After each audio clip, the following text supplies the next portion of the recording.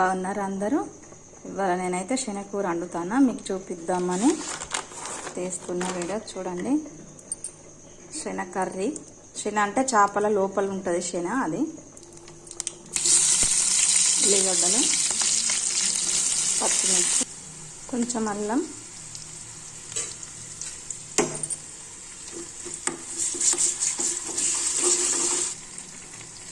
కొంచెం పసుపు,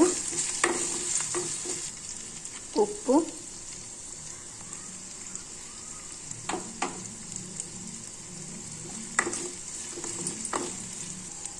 ఉడికించి పెట్టుకున్న శనగ నేను ముందే ఉడకబెట్టిన.